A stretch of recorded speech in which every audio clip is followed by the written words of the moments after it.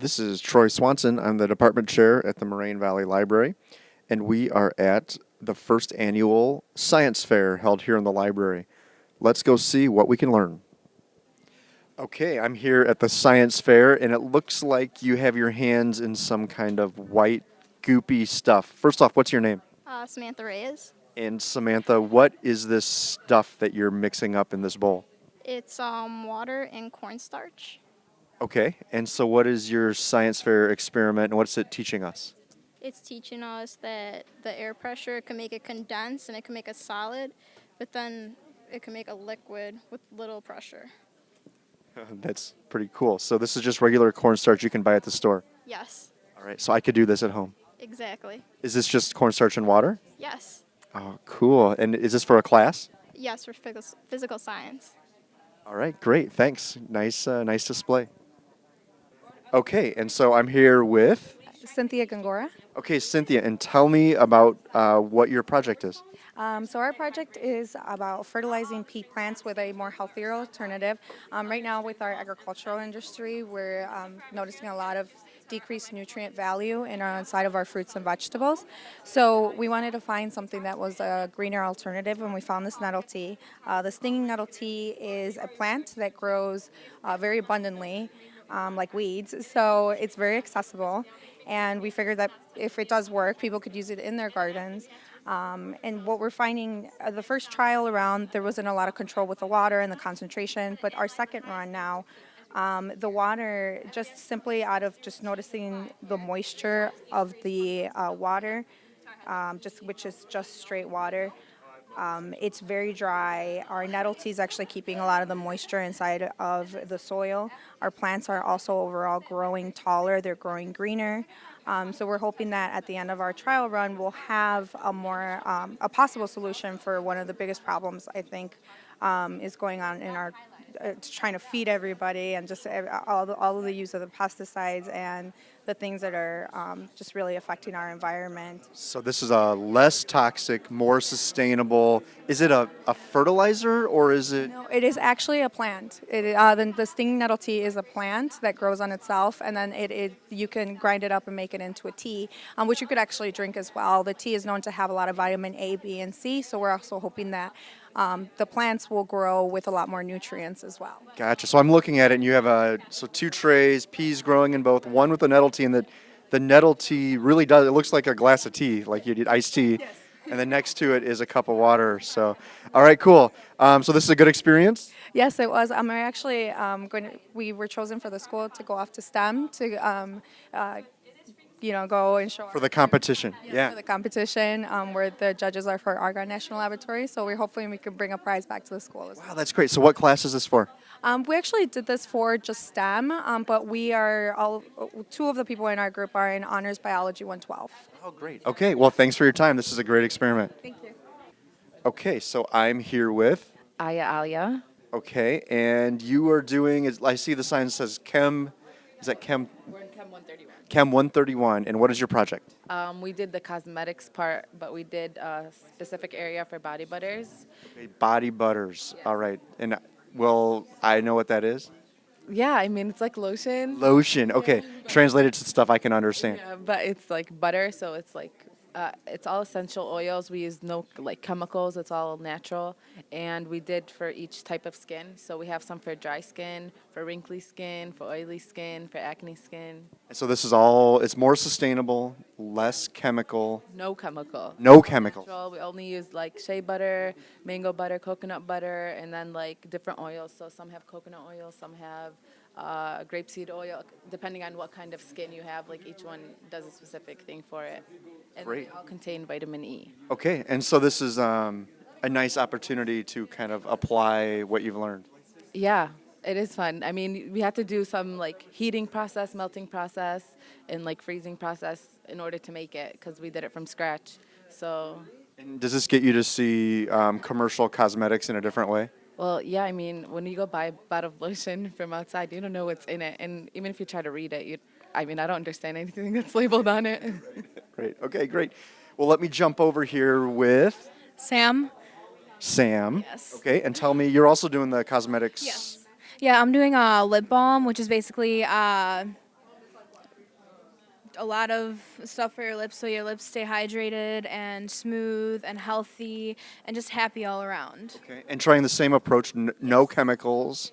Okay, so how do you make non-chemical, healthier lip balm? Well, what you have to start with is you have to use shea butter, beeswax, just almond oil. We also use a vitamin E capsule, which is just for the naked one. That's like one of our names that we chose for it. And it's just basically, it has nothing in it, no chemicals, no silicones in it, nothing in it. So it's all natural, all organic and free. And is this something that you could make at home, or is this just a demonstration that it's possible that we should be looking for this when we're out buying at Target or wherever? Oh, totally. Yeah, you can make it at home. You can go buy it. It's up to you. You know, you can go. It's really easy to make at home. It took maybe about 10 minutes just to make it, and just chill it for a good half an hour, and then you have your own lip balm. Okay, great. Thanks. I appreciate it. Okay, we're moving down. This is very interesting. Tell me your name. My name is Muhannad Abu Nijma. Okay, and what are you doing here? I see some smartphones on glass trays. Yes, this is actually a build your own microscope where you just cut some wood, cut some plexiglass, and you drill a hole. You can buy any lenses, microscope lenses from eBay, Amazon. Even you can open up a laser and you can use that lens. You put it in the hole and you just put your smartphone in any slides, any leaves, any microorganisms on slides, and you get your own microscope. So you have standard slides like you use for chemistry class or bio class.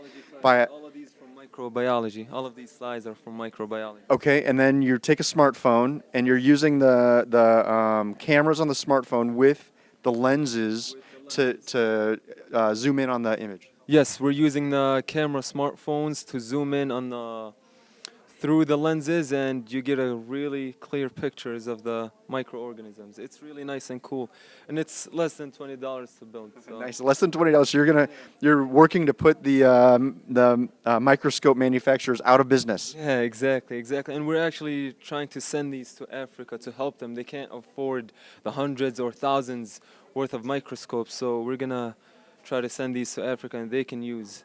Yeah, wow, this is great. So, I mean, it's less than $20 with the kind of hidden, as long as you own the smartphone to start with. Yeah, as long as you own the smartphone, really. Yeah, but kind of a cool thing is that you could have these in class, and any student could show up with their own phone and then take their own pictures and recordings to study later. Yes, yeah, they can take their own pictures. If it's a moving particle, you can take a video, go home, review it. It's really nice to even see moving microorganisms and take videos of them. And yeah, this is great. So where did you get the idea for this? well, the idea came from our chemistry teacher. She built one before. It kind of worked. She was really happy with the results. I think she sent it to Poland or Africa. Okay. They really loved it, and they've used it. They've sent her thank you notes and started from there. Yeah, this is great. So who's your teacher? For that? Yeah. Okay, great. This is excellent. Well, thank you so much for your work and for showing this to me. You're very welcome. Nice. And we're moving down through the science fair now, and I just ate 3 pieces of cake, which is one of my favorite entries here in the science fair. So tell me your name. My name is Sarah Ando. I'm a librarian here. Yes, a librarian. So we have a ringer hidden in the bunch. There's actually a couple faculty and staff entries in the science fair, and Sarah is one. So Sarah, tell me why I just got to eat cake at the science fair. So my project is the science of baking. It's more of a demonstration. There's no hypothesis or results or experiment, really. Well, I think the results taste good, but... Yeah, so I have the 3 stages of baking: mixing, baking, and cooling. And then I have kind of some frequently asked questions people might have about baking. One of my favorites, I guess, is how can I bake a fluffy cake? And the secret to that is actually whipping the air into the batter before you bake it. So that's really important. And so what are the 3 types of cake that we have here? So I kind of wanted 3 different, very different ingredients for a cake. So I have an angel food cake, kind of a regular white layer cake, or something you'd find at birthdays or anniversary cakes. And then I have a cream cheese pound cake, which is my personal favorite. Cream cheese. So you were describing to me a little bit about the temperature at baking and how there's like a balance to be not too hot, not too cold, to make a cake into a cake. Could you describe that again for me? Yeah, so basically, all those air pockets that you whip into the batter before you put them in the oven are very important since, when it is actually in the oven, the air pockets expand as it's baking. And then whatever starch or gluten or protein you have in your cake kind of hardens and solidifies while the air pockets are expanding. So it's a very delicate process. If it's too cool, they won't expand enough. Yes. So, you have to make sure that, you don't want it to be too hot or else it will expand a lot. But then, the flour or sugar proportions, they solidify too early, and the cake will either harden with like smaller air pockets or they might collapse into themselves. So it's a very delicate process. Okay, great. This is fun. So I appreciate it. Thank you. Sure. Okay, so I'm here with, Tish Hayes. and Tish is one of our librarians and one of the organizers of this event. So how's the science fair going? It's going really well. The projects are amazing. Students seem really enthusiastic about sharing what they've been doing in class and what they've come up with for extra credit projects. And we've had lots of people coming by and checking it out. It seems like a number of classes have taken advantage of this, so that's good. Yes, it's super exciting to connect with the science department, both physical sciences and biological sciences. We don't see them in the library that much because people just assume that we are all about books and reading, but we're about so much more. Okay, so I was going to ask, why in the library and not somewhere else? I think it's really important in the library to show off all kinds of information, all kinds of learning. It's a great space to connect with students about really important topics. And science in all of its various forms shows off things that we're most passionate about. So asking questions, doing research, helping us understand what's going on in the world. So I think it's a great, great connection.